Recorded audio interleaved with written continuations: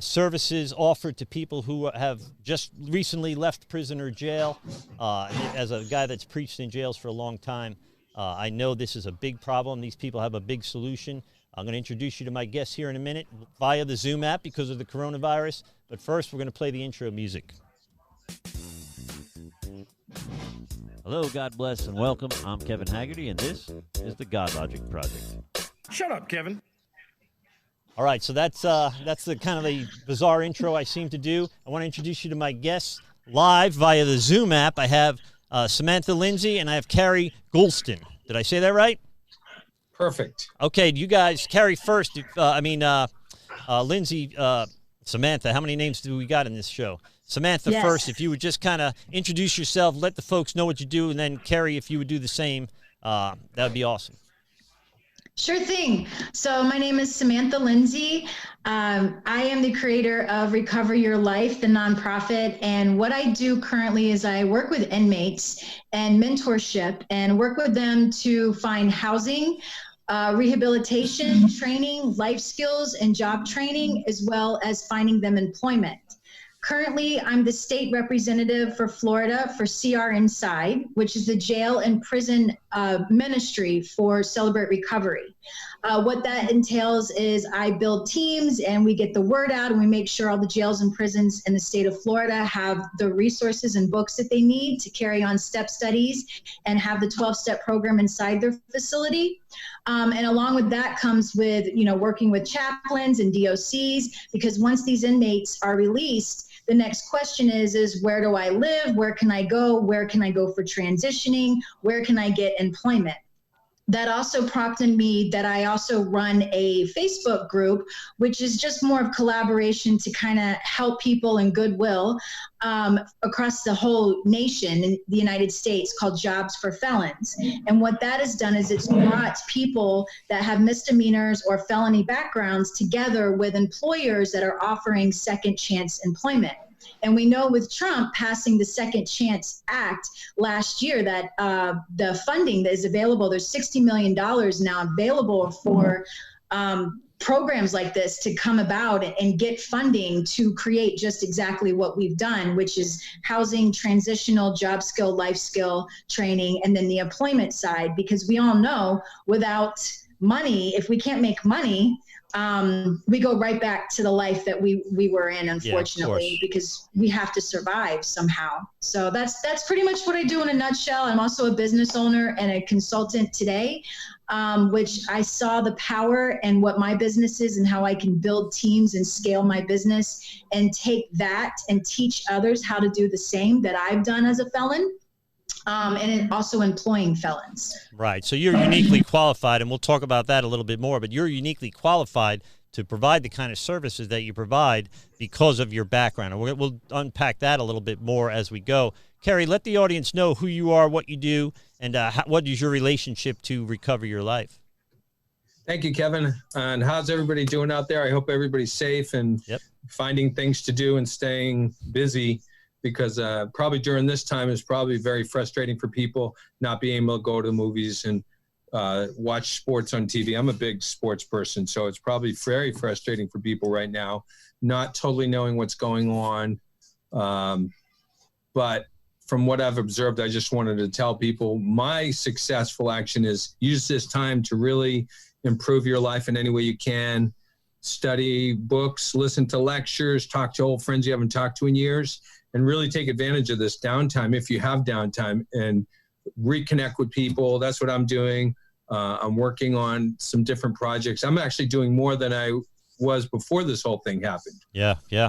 But as far as who I am, I'm the president of the Global Pioneers, which is a nonprofit, and we work all over the world. We have done everything from bringing hundreds of doctors and paramedics to Haiti after the earthquake to helping get children out of comas in Sri Lanka, working with different governments, Brazil, Nigeria.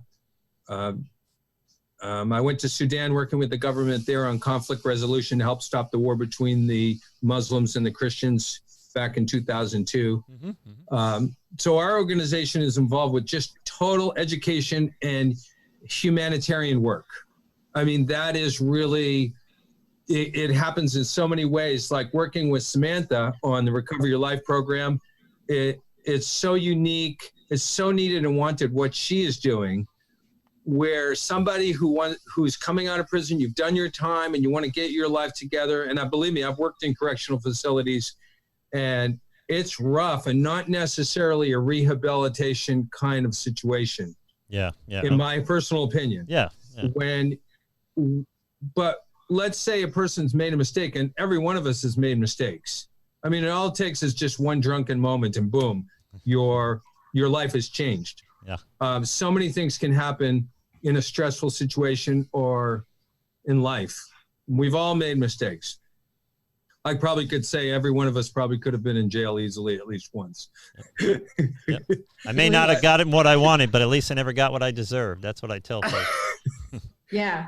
But the fact remains that if a person has enough knowledge and has enough common sense and has enough tools for life, then the chances are, and I'm sorry for the glare on my glasses, That's okay. The chances are that they're probably going to be much more successful and in a lot better situation to make right decisions and handle the stresses of their life. Yeah. And with lacking in tools, your car breaks down, you're in the middle of a highway and you don't know what to do just because you don't know enough about cars. So I love what Samantha's doing, because what she's doing is so cutting edge and innovative and also needed and wanted, because she's taking a person who's come out of a very bad situation and helping them get their life back together again, not just providing you with a safe place to be where you can really start again and get a fresh start, but also a job, which is important because you need to start having the energy to get your life together. Yeah. And then you also need training so you can sort out the reasons you got into that situation in the first time. You look at a child or a young person or a teenager, he drives your car into the tree. How are you going to handle that situation so that he doesn't do things like that? Right. There's some education involved in that. Very important. And we don't always get those life skills and that common sense mentality from our school system, from our high schools. Honestly, I went to a Boston school in Boston, and there's a lot of missing pieces for a person's foundation of your life, how you're going to be successful. And we see this all around us, where people are messing up, they're drinking, they're doing things that are ending up in a very, very, very bad situation. So I first wanted to plug Samantha and what she's doing. It's phenomenal because she's got the whole package, the education, the job, and it's really a winner, and it could be a model for really the whole United States. So I'm very proud of her. She's got, her heart is there. All she does is care about people. That's all she does. Yeah. So lastly, I know I'm talking a lot, but I guess I'm going to plug my program, which is I'm the executive director also of the How to Make Good Choices program. How do we get that? I'm going to be showing your website, I believe. Oh, thank you. I have your website queued up. And these we give away for free. We don't I'm not selling this book, okay? We're creating an ebook right now so that everybody can get this book for free. Mm-hmm. Just this year alone, we had this book translated into Russian, German, Italian, Nepal language, and Spanish. Yeah. This is basically a non-religious common sense guide to better living. So it's basically common sense. So what's common sense? I mean, parents and teachers everywhere, we try to use common sense with our young people. This book really just lays out the very, very, very basic principles. Like, for example, let's take what's going on right now. Take care of yourself. Get help when you are sick. And why? Very simply stated. Keep your body clean. Well, what can I say? But it says here, if you don't wash your body often, you can have germs. Germs can cause illness. Make sure you take a bath or a shower often and wash your hands when they are dirty. Yeah. And then you have eat well, get rest. Now, I was in the Orlando public school system working with high schools and junior high schools. And I surveyed every class, and guess what I found, Kevin? 90% of the students that I surveyed didn't eat breakfast before they came to school and got less than 6 hours of sleep. Yeah. 90%. And the teachers are included. The teachers aren't getting sleep. The students aren't getting sleep. And so they're in that classroom hungry and tired. How are you going to graduate? How are you going to learn properly if you don't take care of your body? And then we talk about putting drugs in your body, which are poisons. And then other things like setting a good example for others. Yeah. Very important. So that's the Good Choices program. We've trained 800,000 students in 4 years in 15 countries. While we're on the topic, I'll show your website right now. Thank you. Did I pick the right one? Yeah. All right, folks, you're looking at it right now. Goodchoices.us. That's goodchoices.us. You got all the information you need under there, and you can contact them for any additional information. And if there's any way that that people are in need of this program, they can contact you through the website, and you can coordinate getting these resources to them right from the website. Is that how it works? Yeah, any educator, like right now we're in 25,000 schools. So if let's say somebody's homeschooling, or let's say somebody has some kind of school and they want to put the program in, we have a course, simple, very simple. And we have the book in multi-languages. Chinese one's coming out this week, French one next week. But let's just say US. All right, we're here in US. If somebody wants to put the program in, it's really a piece of cake. We can send them everything on email, and they're good to go. And that is, so we look at we look at the early intervention that you're talking about, Cary, and then the later intervention that Samantha's talking about. It comes down to, for me, what I see over and over and over again is a breakdown in the family unit. So these kids are not getting the very basics of personal hygiene, right? So I raise an 11-year-old boy by myself, and wow, it is he relies on me at 11 years old to remind him to brush his teeth still, so you don't parenting is a dynamic relationship, right? So these kids may not. Now AJ's blessed to have a father that's available. I work here at the church, so I'm home most of the time, that can stay on top of these things for him and with him. But not most kids that I deal with as adults. I deal with them once they're in jail or in recovery. There was no family structure leading into it. So what was lacking, correct, and you might look at this, Samantha, you might already offer this, but some kind of parenting classes for these kids besides the ones they take just to get custody of their kids back. Right. There is it's the most important job these people do. It's the most important job I have, and they need to take it kind of that seriously. So all too often we think we have bad kids rather than kids that lack structure. Now, I got in a lot of trouble as a kid, and I came from a good family, but both of my parents worked, and I had no structure. I got to do whatever I wanted to do whenever I wanted to do it, and it led to addiction problems and crime problems and everything that goes along with that. So what's killing our country more than anything across the board is the breakdown of the family unit and the importance of that to build that foundation. Now, I'm raising my fourth child now. And wow, he's doing great. He's a great little guy. But not every child has that kind of input, especially, I'm not bragging, but something like 4% of the single parent homes are the dad. 96% of them are the mom alone. Well, men need a male role model. Women need a female role model. And the truth is women need a father figure as well to make stronger choices. So the number one thing I deal with when I go to jail, I've been preaching and teaching in jails for 8 or 9 years now. And the number one thing that I run into is when I leave this jail, when I leave Land O'Lakes, and if you're familiar, it's in the middle of nowhere, I walk out of here with a bus pass, and that's it, right? Yes. So the number one question that they have for me when my little meeting or service is over is, how can I get residential training? How can I get a job? How can I begin to get so I can get a car again? You live in Florida, you live in Tampa Bay, you need a car. It's very hard to use public transportation. I live just off US 19 where there's a lot of buses, and still, they only run every 45 minutes or an hour, and it's 1,000 degrees on US 19, so it's hard to stand out there and wait for a bus, So so I'm throwing it to Samantha now. How could Recover Your Life help to coordinate the kind of training and services, emotional training and services that they're going to need just to get the break even, right? Just to have an average life and squash the delusion that if they sell drugs, they're gonna be rich and they're not gonna get caught, because it's never the case. So when I preach in jail, and Land O'Lakes was voluntary, I'd get 15 guys, and I'd open up with, how many of you guys have been incarcerated here before? 14 would raise their hand. And whatever plan they had the last time they got out of there, and I told them like it sucked, because here we are again, right? So we need to begin to develop a new plan once you get out of here. And for me as a pastor, I try to plug them right into that, to drawing their self-worth from their relationship with their Creator. But there's more to it than that, right? So, Samantha, what are some of the services you're offering or planning to offer to Recover Your Life, that people that they call me and I need resources? I don't provide these resources, but I broker them. I send them to people that do. What would I tell those people that called me that Samantha and Lindsey and Recover Your Life can do for a family where their child is just getting out of jail, or dad's just getting out of jail or prison, or mom?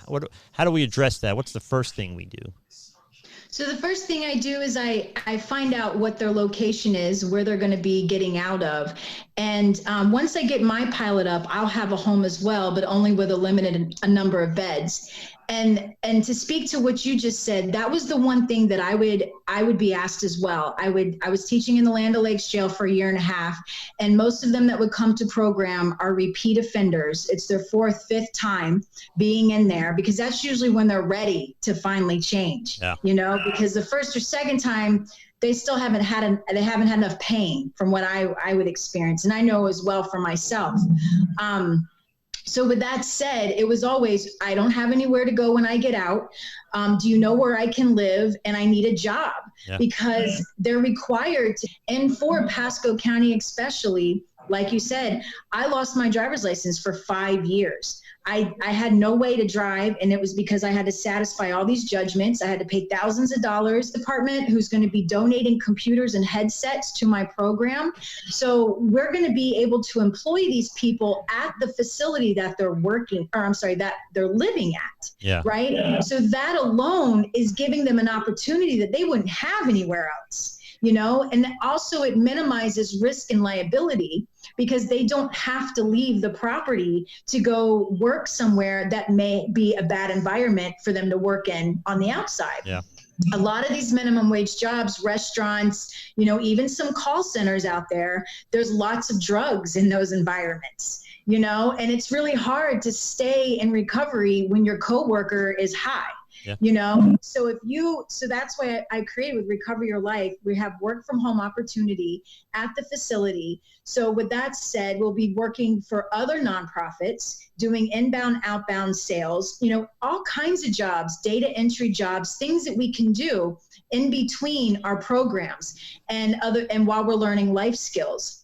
So that alone will take care of the transportation issue and job issue by offering employment inside the facility. Yeah, and you can contract with these call centers to do some of the calls maybe from your facility, and these people could then save up to buy a car, because in Tampa Bay you have to be mobile. It's a big thing. In fact, if they're going to go into the construction industry, every ad says the same thing: must have your own truck, must have your own tools. They're not picking you up, and you're not using their tools on the job. So we take folks that their most basic needs, their initial most basic needs are, they need a roof over their head, they need something to eat, eat, sleep, bathe, these types of things. The next thing is they've got to get mobile again, right? And that means they've got to have some sort of income. So your plan to work from the facility is perfect, because it gives them the opportunity. When I deal with new people in recovery, what I do with them is we talk about setting up unnatural boundaries at first. So if your problem is hypersexuality and you're a man, then it's very limited contact with women, no social media. We set it up unnaturally. Until you're healthy enough to set up healthy boundaries, you're going to have to set up these unnatural boundaries. And our TN24 program that we used to run through the church was the very same thing. No social media, no driving, even if you have a car, no cell phone for the first 30 days or till you phase up. So you had to have have a home group in a 12-step program. You had to have a sponsor before you began to do those other things. So it's very basic very basic needs have to be met, and because they're not being met by people like you, the recidivism rate in Pasco County, like you said, and like I said, I see the same guy. I preached at Land O'Lakes for years, and 49th Street before that for years, and I would see eventually the same guys over and over and over again. Now, on 49th Street, they were compelled to be in my class or my speech or my sermon, but at Land O'Lakes, it was voluntary. But I see friends of mine in there. I see guys that that attended my church in there, you know. I see them get out, and I see them again in 3 or 4 months. So there's something like what you're doing has to break this cycle, because the cycle is absolutely vicious. And then we can turn towards more advanced job skills, parenting skills, spiritual and emotional training for them, right? You need to unpack, yes. You need to unwind all the things that are causing this in their lives. Einstein says the definition of insanity is to do the same thing over and over again, but expect a different result. And that's what we do. That's what they do. That's what I did as an addict. And in any besetting sin I have, it's the same thing over and over again. I get another bad relationship thinking somehow it's going to be different this time, you know. So right. There's a lot of skills that they're going to have to learn through your program. So kind of lay that out, if you could lay it out almost progressively. What do we start with, and what's the end game? What's the plan once they're how long do they stay? What's the plan once they've been through your program? So once they come in, of course, we do an assessment, and they would be assigned a case manager. Obviously, in the beginning, that case manager is me, right? So we look at what their needs are. What are their what judgments do they need to satisfy? What is the state and county asking from them first, right? So what requirements do you need to meet to get off papers or not go back to jail? Number one. Number two, we look at what their capabilities are, what their educational background may be. Some people, like myself, before I actually ended up in jail, I have an AA in criminal justice. I had a college education. I could do higher level skilled position, jobs per se. However, the toll that my addiction took on me, I had to rebuild back up to that. So even just having a basic course and class in the first 30 days to get a solid grounding for them for comprehension, understanding vocabulary, reading and writing, attention, what is their attention span like? Yeah. Not everyone's going to be a perfect job for data entry. Not everyone's going to be perfect fit for outbound sales, so that's why we need to have different types of work from home programs so that we can accommodate peoples of all educational backgrounds and levels. And the thing with how to make good choices, why I really like working with Cary and his program, is that a lot of these people haven't been taught these basic needs. And even though it seems like this program's structured for schools and kids in a young age, it's also written and presented in a way that it's really basic, that anyone at any educational level, at any economic level, can sit down and understand and get good, get a basic understanding of what it takes, how they need to take care of themselves, how they need to treat others, just really basic. Once that first 30-day period, and some people it'll be faster than 30 days, but in my mind, I see a good solid 30-day period on eating well, sleeping well, just establishing good, healthy habits. Then we do that assessment. We see, where they need to be in 6 months, because my program, what I'm envisioning is going to be a 6-month requirement to be in, right? So after 6 months, we're going to help you find housing and employment and onto your next phase in life, right? But in order to get to that point, we need to make sure that you're stable, you're able to learn, you're able to take care of yourself. Those are the first three things: stable, able to learn, and able to care for yourself, right? And that comes with eating habits, how to cook for yourself, even financial planning, how to understand finances. So what I've done is I've gone out and I've found people that are experts in all of these fields. I have a financial planning workbook and book actually written by Dave Ramsey that Generations started putting out in the congregation, Generations Christians Church. It's very basic and it's an easy to understand formula, how to get out of debt, how to handle income, and it's a whole workbook, and you can write down and how to understand finances. So just having that program available and teaching that, how to make good choices, teaching that.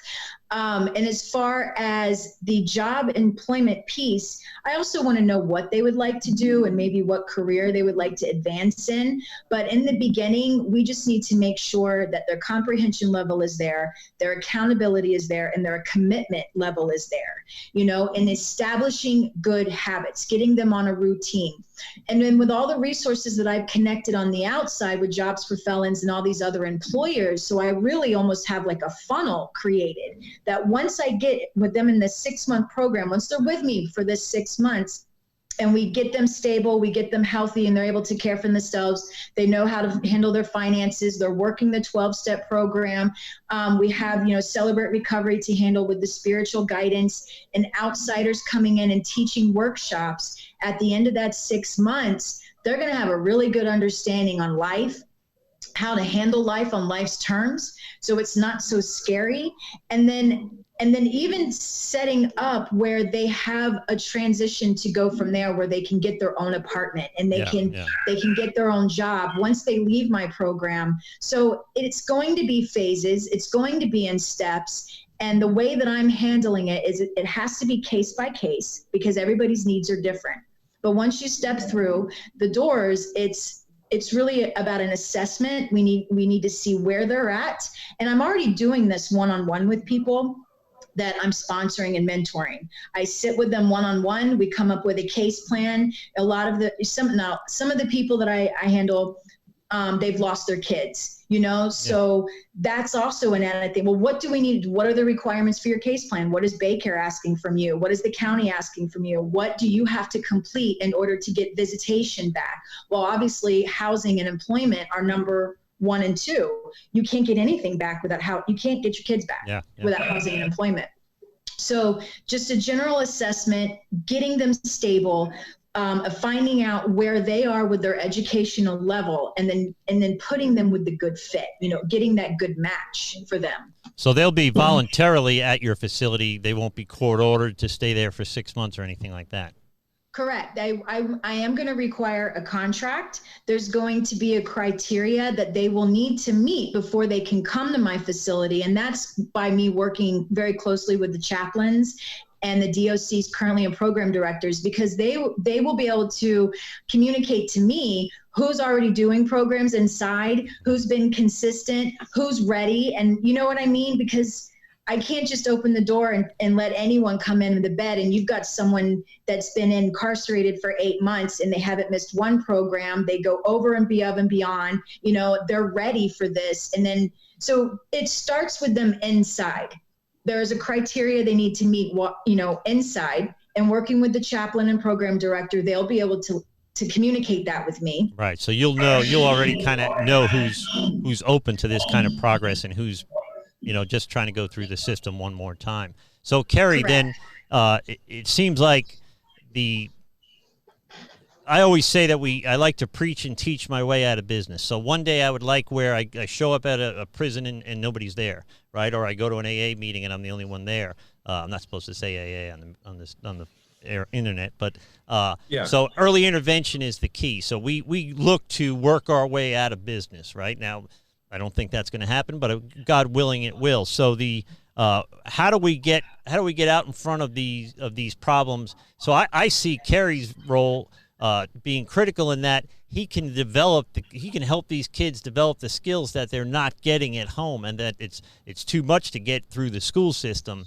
That they do simple things like Jordan Peterson has the 9 rules, and one of them is make your bed, stand up straight.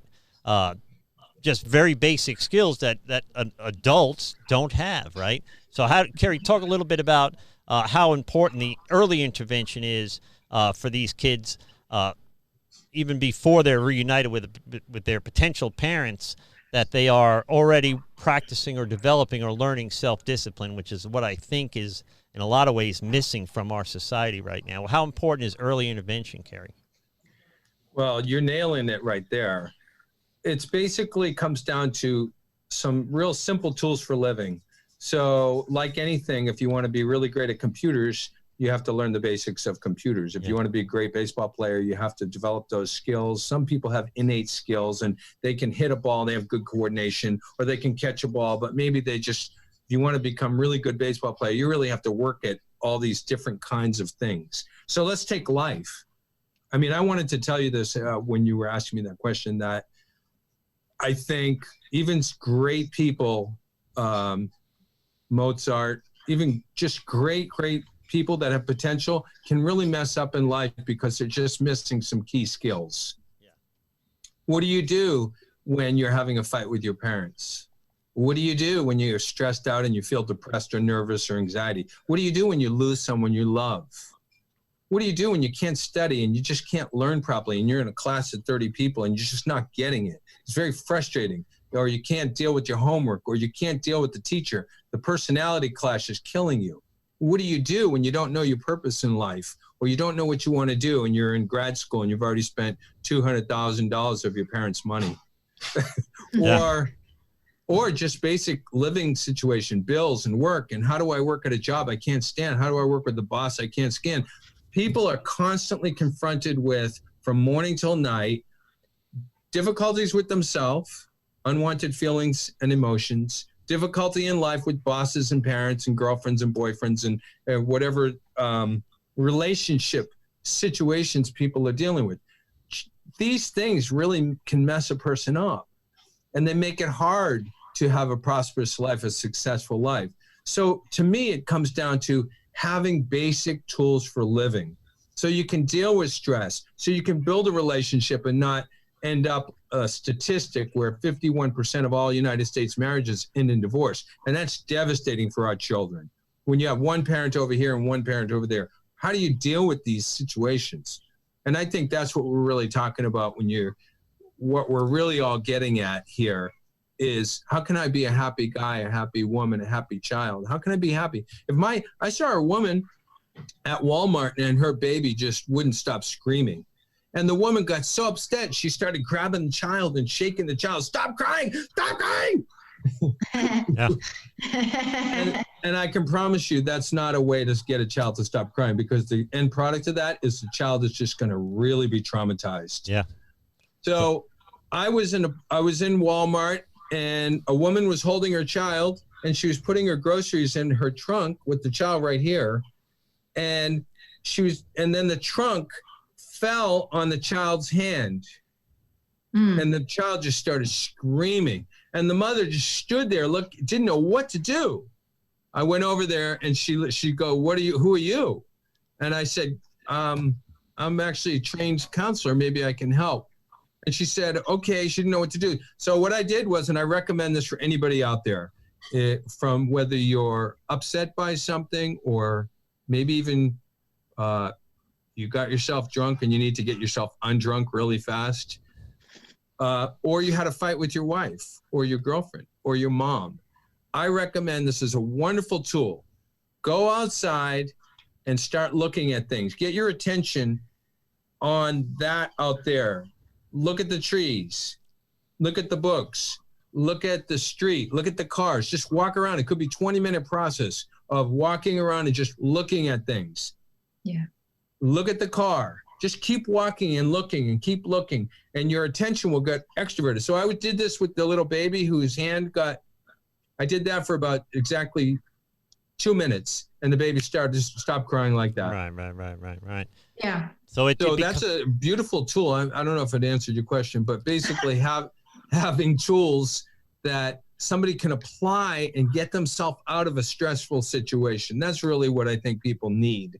So I would say as a pastor, when I was listening to you, that what kept striking me, what was on my heart while you were talking, was that we're also dealing with a population that is unchurched now. So for the first time in the history of America, we're a post-Christian America now, which is kind of where I fit in, right? So how do you develop normal living skills and maintain a Christian worldview? My question is, how do you do the things that he was talking about without that higher power relationship? So for me, I find people deriving their self-worth from the wrong places, right? So it's the next relationship. It could drinking, drugging, money, status, whatever it is. It's idolatry. It's putting something before God. But we've raised a society, or we're entering into a generation of Americans that are largely godless or unchurched. So it becomes even more difficult, I think, to when life seems like it has no meaning. And not to quote Nietzsche or anything, but we're teaching these kids over and over again that the meaning of life is to be happy, is to be thin, is to be rich, is to be all these things. And when those things don't happen, we set these kids up with irrational and disproportionate expectations of what their life will be like. And you got to do whatever you got to do to get there. And we've misprioritized the things that are important. So I know the Recover Your Life has a ministry side and a secular side, which is very interesting. But I would find it hard when I deal with my guys, and I deal with men mostly in one-on-one counseling.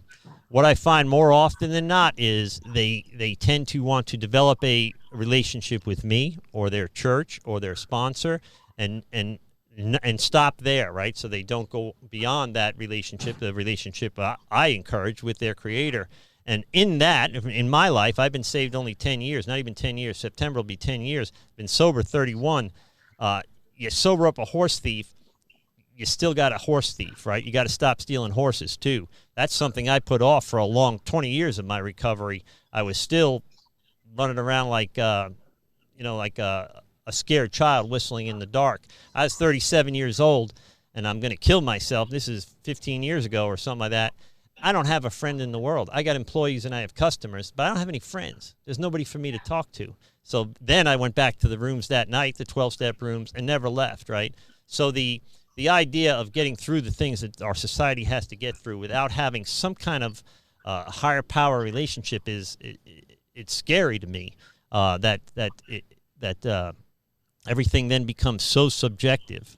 It could be dangerous. So when we talk about having kind of a two-pathway system at Recover Your Life, you're gonna offer particular faith-based services for a group if they choose to take that path, and then different, more secular services for a group. How do you see that working out?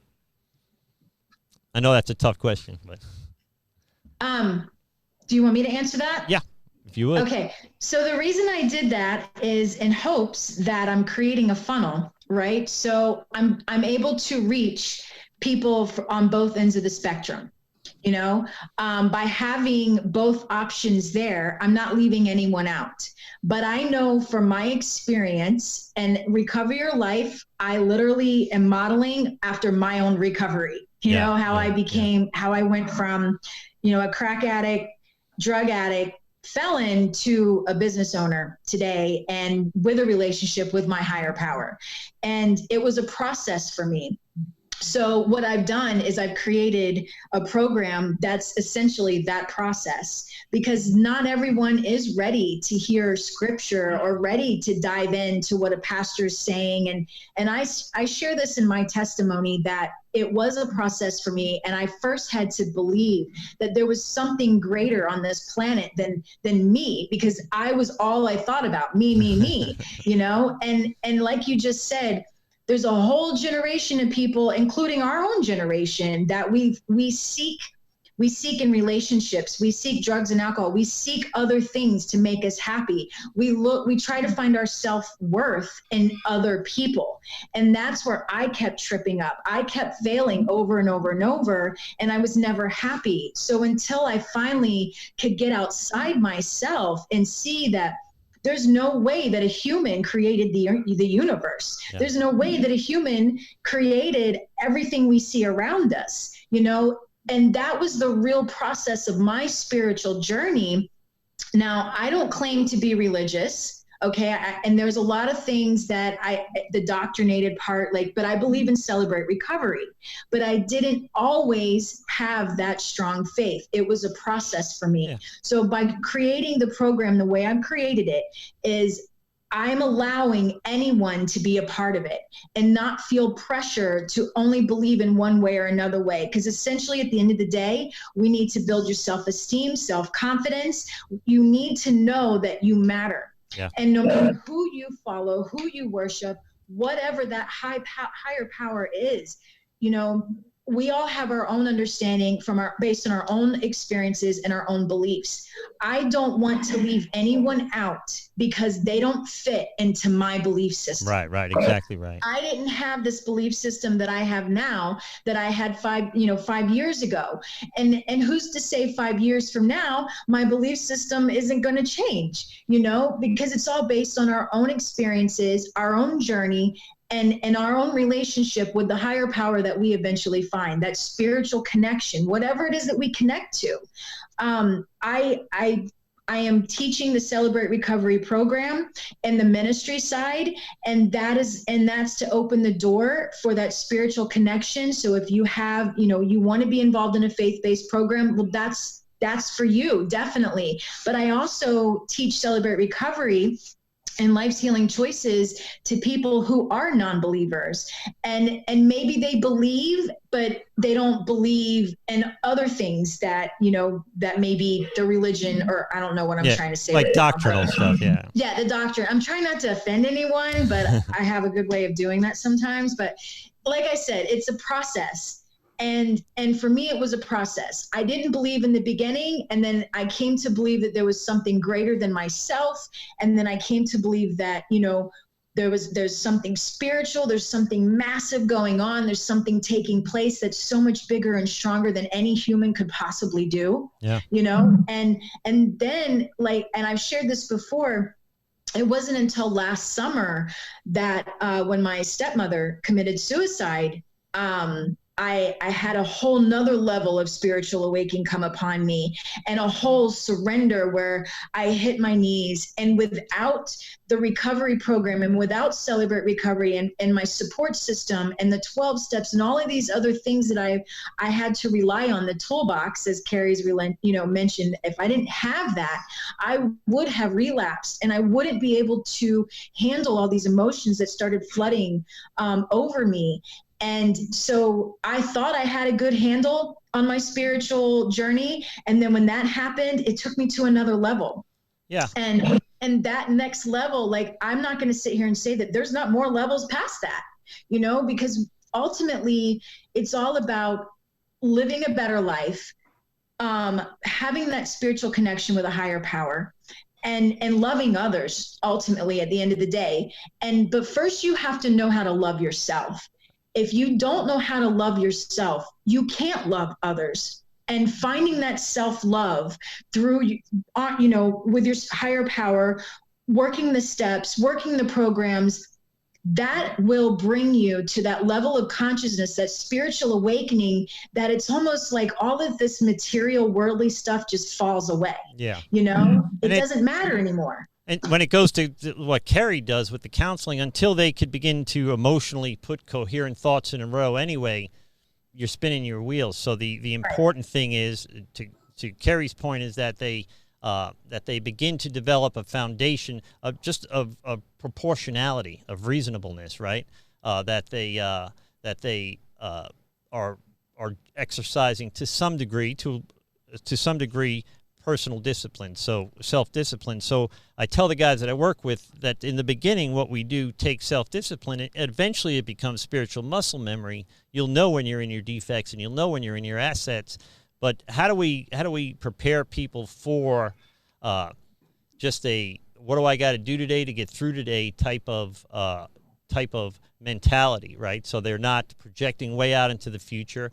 They've given up the remorse of the past, right? They set that aside. They focused on the day. This all stuff that comes from 12-step programs, or at least that's where I've learned it all. But how do we, Cary, begin to build just a foundation of proportionality and reasonableness to folks who, I have people that, they're sober 3 weeks, and they're asking me what I know about 401ks, and well, you're not there yet, right? You're clearing tables at a restaurant, so don't worry about that yet. What do we got to do today to get through today? We're not in retirement phase yet, So there has to be a progression, a reasonable, rational approach to these things. Cary, what would you say to that? Well, I think that one of the most basic formulas for living, it sounds like you're kind of hitting on that, so that's what I think of. Yeah. Is obviously there's a negative side to it, which is staying away from things that aren't helping your survival and your well-being. Staying away from those things. If certain people are toxic to you, or certain people are bringing you down or putting you in a bad way, well, that's obviously, don't hang around with those people. And if they're in the family, then for me, that's a more delicate situation. And I do what's called good roads, good weather. I don't antagonize people that might upset me. Mm-hmm. Like, why hit a tiger with a stick if you know it's going to claw you to death? So I'm not, if I know that certain things are going to upset me, why are you bashing that tiger with the stick? So, and you can apply that law to so many things, but I stay away from those things, or don't antagonize things that can come and bite me back and put me in a bad way and put me in a bad frame of mind. So one, staying away from, like, if watching horror movies gives you nightmares, well, geez, stop watching horror movies, please. And if you know staying up late is really not a wonderful formula for living, and it's doing more harm than good, then you really set your timer and go to bed. Yeah. Same thing with playing too much video games for some people. It's just, after a certain point, it becomes mentally not good for you. So one of the formulas for living for me is I continue to do and strengthen those things and those people and those relationships that have a good effect on me. Mm-hmm. They help me to do better. Certain people, like hanging out with Samantha, it goes better. We just together, we're just incredible synergy, and good things go better. If certain people, like, let's say Samantha and I got together and she started criticizing the way I look, and she didn't like my blue shirt, and she thinks my hair is too gray and I should use some kind of formula to make my hair grayer. And when I'm around her, she's really complimenting, but at the same token, I'm starting to feel bad about myself. I might limit that friendship, Sam. Yeah.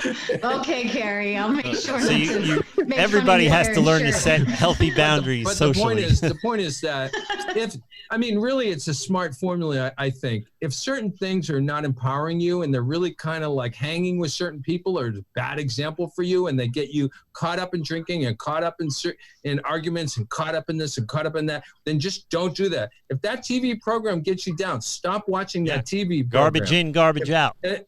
And if a certain kind of person is empowering and you do better when you're around them, well, obviously those are the kinds of people and the kinds of situations that are self-empowering, and you're going to do better.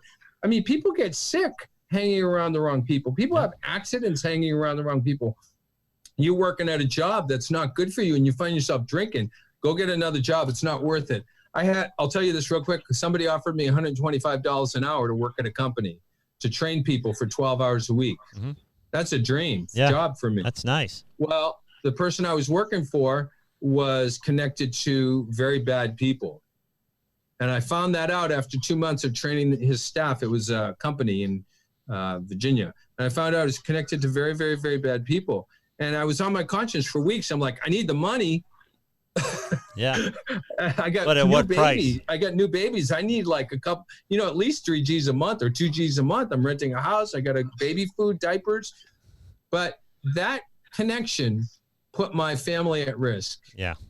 And so I removed the connection, and boy, did my life get better. Wow. Yeah. So really important to have around me. Don't eat foods that I know are going to make me sick. Don't hang with people that is going to make me sick. That kind of thing. So I don't know if that answered your question, Kevin, but that's what I thought of when you were asking me that. Well, it does, because you can't fill a cup from an empty vessel. So we have to have somebody speaking into our lives, positive affirmation, and correcting us, rebuking us when we're wrong. Somebody that we call it a mentor in Building 12, but in the 12-step programs, they call it a sponsor, but somebody that you can speak to. Now, when I was going to kill myself 14 years ago, whatever it was, I didn't have a friend in the world. There was nobody I can talk to, right? Now, God has saved me. The way I see it, God saved me for the second time. I have nobody to tell it to.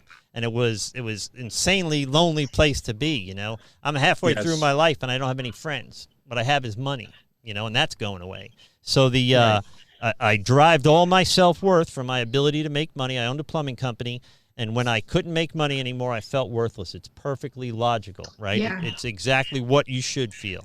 So the idea is I tell the guys to play small ball in the beginning. Now, I work with people that are not Christian or not even heterosexual or struggling mental illness. I preach until Corona broke out. I preached in the psych ward in a hospital locally once a week.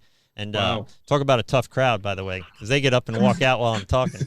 I end up finishing with just the staff. But the that could drive you to being on psychiatric yeah, drugs. well, the good thing I have that relationship with a higher power. I tell Yeah. people very simply, what do you got to do today to get through today? And this is all advice that's helped me. Be reasonably happy. You're not going to fart fairy dust everywhere you go because you quit drinking or you got out of jail.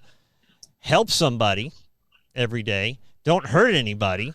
That's a big one. And then maybe learn something new. If you can do that, now that Tony Robbins and Joel Osteen aren't going to sell a lot of books with that approach, but do that 365 times in a row and tell me how your life is now, right? So the idea that we live rationally and proportionate, which is kind of where Cary would come into the equation with his counseling, is we just have to the best advice I ever got was to play small ball, and I can tell you that this version of Kevin, while I'm broke, is the easiest version of Kevin I've ever had to be in my life. It's peace. It's a peace that surpasses all understanding, like we're promised. So there's opportunities for folks to get better, right? And there's resources out there for folks to get better. I'm going to talk to the camera here real quick, and then I'll be right back to you. We're going to stretch our emotional legs here for a minute, folks. If there's anything I can do for you, message me at godlogicproject.com. If you have somebody or yourself struggling with addiction of any kind, any debilitating obsession, keeping you from God's best, if you just need some spiritual advice, I'm taking a lot of those phone calls right now during the coronavirus. If there's anything I can do for you, that's really the nature and the purpose of this Godlogic Project, is to work together through resources available here in Florida, and now I have resources even outside of Florida. So if I can help you, message me, godlogicproject.com. Please subscribe, ring the alert bell, encourage others to do the same. You'll get a little reminder every time we upload new content. Trying to build a ministry here and continue to serve this community. I'm going to put up, I have in the comments section down below already, links to all of their contact information. So if the folks that are on the show today, if they can help you in any way, their contact information is going to be in the comments section below this video on YouTube. We're here to help. We have different approaches, but we have the same goal, and that is the betterment of society and betterment of the people around us. So that's my little plug. That's what I'm saying. I thank you guys, of course, for shopping. If you're shopping on Amazon anywhere, you're going to godlogicproject.com, clicking on the Amazon logo, shopping like you normally would, but Amazon sending a couple of bucks to the Godlogic Project, help for paying for this cost of running a studio. So I appreciate you guys continuing to do that. I'm not going to ask for any money, but I will tell you that there is a charity, and the comment is down below. There's a fundraiser for local West Pasco hospitals, for the staff at local hospitals who are dealing with the coronavirus. There's a charity being put on to raise money just for coffee and donuts for the staff. We'll drop them off at the staff. ASAP and RCO are putting that together. They reached out to me today, and I've got the link for that down below. You can text. You can text in your support, your financial support, and they will buy resources for the staffs that are working doubles, sometimes triple shifts, dealing with the coronavirus and every other thing that's going on in there. So that's in the description below as well. And back to you guys. We believe it or not, we're sneaking up on an hour already. Cary, what do you got? I just want to say this real quick. First of all, I have a classic rock band. If you want to use it for your fundraiser, we played a live Facebook concert last week. We had 400 views in the first day. Wow, that's awesome. I don't know if that's a lot. That might not be a lot. But anyway, if you want to use our rock band, classic rock band, we do everything. Steve Miller and Led Zeppelin and Pat Benatar. We can play for your fundraiser. Yeah. So we could even do it next Saturday at 2:30. We do our concert, and we'd be happy to just do our live show. It's an hour. We'll play from 2:30 to 3:30, and we'd be happy to play for what benefits you're talking about. For that benefit. Here. So if you're watching from ASAP or from RCO, Kelly, Rachel, if you're watching this, Cary's contact information is down below. May help raise some interest in this thing. They put it together awful quick to try to on a whim to try to raise resources for folks that are really killing it in the healthcare industry right now. But I appreciate you doing that. And in the again, if you would message me that information at godlogicproject.com, I'll get that also. Can I give you my email? Yeah. Here it is. Can you see that okay? Gary Sort of. BG. Cary Yeah. BG. Cary BG. Oops, I missed my number 3. So it's Cary 2, my own email, carybg3@gmail.com. That's my email. All right. So the Sorry about that. I'll get And that then in the I have comments section below. I want to give a book to anybody who wants one. I can give you a bunch to give out, or anybody who wants one of these, they get it free. Okay. And then I had one more idea, something I do, and I like to tell people, I've been doing this for over 20 years. I make a journal, like I keep track of all my goals each month, everything I want to accomplish, I write it down. I write it down on here, like January, this is November, everything I want to do for November. And that kind of helps keep me on track. Yeah, now that I'm retired, I need structure, so I rely on everything being predictable. Otherwise, I fall to pieces. That's a great plan. It's like a few dollars to have one of these, and then I just put my decisions for January. Well, we're into April, so I put everything I want to accomplish in April, and then I'm checking it off as I'm getting it done, small and large. And that actually will build personal confidence, because now I'm doing exactly what I'm trying to do and not being necessarily run by the environment, if you will. Yeah, and there's people right now that are schooling their kids at home that can use your book that they've never been in this position before. I'm a plumber turned pastor now. I'm a school teacher and a principal to boot. Wow. So there's people that would really benefit now from the resources, because a lot of the feedback I'm getting is people are overwhelmed being with their kids all the time. I've had 4 years since I got hurt. I've had 4 years to get used to it. But for some people, it's overwhelming, and I know it is. I've been there myself. So I appreciate, Cary, I wanted to say I appreciate what you do, and thank you for being on the show. We're going to wrap it up here in just a little bit, but I wanted to take a second to thank you for what you do, because there's not enough people with talents and treasures and time to pour into these things. The harvest is plenty and the workers are few. So whenever I get to meet somebody new pulling in the same direction, it really is a blessing, because sometimes, and Samantha might tell you, sometimes you feel like you're doing this stuff alone. And one of the fruits that the Godlogic Project is bearing in my life is I've developed so many resources for the recovery community and the spiritual community just from doing the podcast. So that's been awesome, and I include you now, Cary, in that. So I appreciate you taking the time to be on the show, and hopefully we can affect some lives. It's my honor to be a part. I appreciate you having me. And obviously we're a team, so everybody's got to help each other, because you never know what one person can do. Yeah, and that is my what always bothered me is people would call me. I kind of have I don't keep my addiction history a secret, so I'm not very anonymous. So the people, I get calls from other states of family members that said, my cousin told me to call you. You would know what to do. There is, but sometimes I feel like I don't know where to turn for these people. Now, in the last year of running this podcast, not a year yet, year in April, I'm beginning to see that there are resources available. It just takes coordination and contact, and that's yes. Certainly Samantha. That's certainly your networking. It seems to be your specialty. You and I met at a Trinity Security Ally, their 3rd annual conference, the Church Security Conference, and Jim is a good friend of mine. He's been on the show he's probably been on the show more than most people, except for me. Yeah. And he's but that's how you and I met, through Celebrate. You were there representing Celebrate Recovery.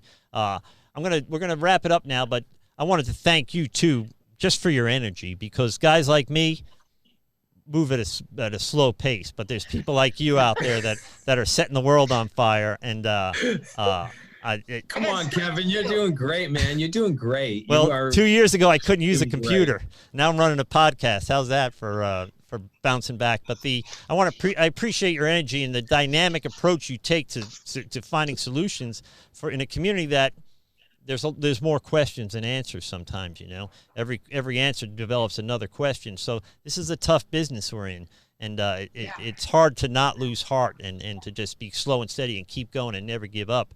I tell folks, as a pastor, we're called, John 15, to abide in the vine. Pay no attention to the fruit, because that's not your business. And if I were to count the fruit of my endeavors the last 30 years, I'd have quit 29 years ago, right? Because most people don't stay sober. Most people don't stay clean. They don't stay out of jail. So statistically, we want to keep forward pointing, right, and not looking at at the wreckage of our past, in a sense. And that's where you seem to really excel. Every time I meet you, even your text messages are like I have to scroll to get to the bottom of it. It's there's so much energy there, and I love that. So we're going to sign off and let people know. Give me your elevator speech. You're a business person. Give me your elevator speech for Recover Your Life. Give everybody. If you and I were on an elevator and I asked you what you did, what would you tell me? Recover Your Life is it's nothing like anything else out there. It's a solution to a problem. It's state of the art. It's one of a kind. It's all in one. And it's for anyone that's actually serious about turning their lives around and moving on with their lives and just not looking back anymore and creating a new life for themselves. And this is the opportunity of a lifetime. These are resources that no one else is bringing, but together, when we all work together, this is the way it's going to happen. And it's not one person or one program or one source. It's a bunch of different programs, a bunch of people, and a bunch of different sources put together in a way that's never been done before to actually fix a problem, bring a solution that it's just such a need. It's such a need and passion behind it. Like, I am giving up my life for this. So Recover Your Life, it's going to work. And if you want to recover your life, this is the road for you. Well, the idea of what I like about what you're doing is you are teaching people to fish rather than just handing out fish to them the rest of their lives, and you're making them self-sufficient. Self-sufficient. Oh, I see Gary has his, did you put your email in the chat, Gary? Cary, did you have one last thing to say, or? No, I just, if I show that, we'll be broadcasting that chat, so if you're saying something inappropriate, I don't want to click on it. No, I was just saying, I'd love to get a copy of the program. Okay. Awesome. Yeah. And then we also had our friends from Da Vinci Home saying thank you all for being here tonight. They were on the show, and they're strong leaders like yourselves in the certainly in the recovery community. And there's people out here, just regular ham and eggers, making a real difference in the world, and that gives you hope. I send people to her. Yeah, that helps you keep going. I send people to her. I believe in what she's doing. I believe she's got one of my friends there now that I was working with for a long time, and you know, it's good to have resources like her and a couple other people in the community that are doing pieces of what's needed, and just to be able to kind of hand them off, you know, because it's going to take all of us. It's not one person doing one thing. It's going to take everybody doing it all, you know, for this to actually make an impact. Yeah, and you don't want to repeat services over and over and over again. It's good to coordinate with people delivering similar services so you know what to focus on and what not to focus on, right? So as a church, Metropolitan Ministries, I live in Holiday, so there's a lot of resources here, but Metropolitan Ministries is right around the corner, so we don't need to provide services that Metropolitan Ministries is providing so well. There's no sense reinventing the wheel. So you can work against each other or with each other. If everybody's pulling in the same direction, we can make a real difference in this world. And I know because I've seen it. I've seen people all the way through this process. I visited them in jail and rehab, and now I see them as leaders in the community. There's got to be 20 shows, Godlogic Project episodes to that effect. So I'm going to look at this camera. I'm going to say goodbye. I love you guys, and I thank you for being here. That's our show for tonight, guys. Please read the comment section down below. You could reach out to everyone that was on the show tonight. No one told you they love you today. God loves you, and so do I. Receive that. Be blessed, and we'll speak soon. Thank you. Thank you for supporting the Godlogic Project. And if no one's told you they love you today, God loves you, so do I. Receive that. Be blessed. We'll speak soon. This has been a Rev Kev production. It's like a 70s. Mileage may vary. Wait. Shut up, Kevin. Shut up, Kevin. That's my friend Mike Houston telling me to shut up. We enjoy that every week. Thank you, guys. I'm gonna shut things down now. I thank you guys for being on the show. That was I think we got a lot of information out of there, and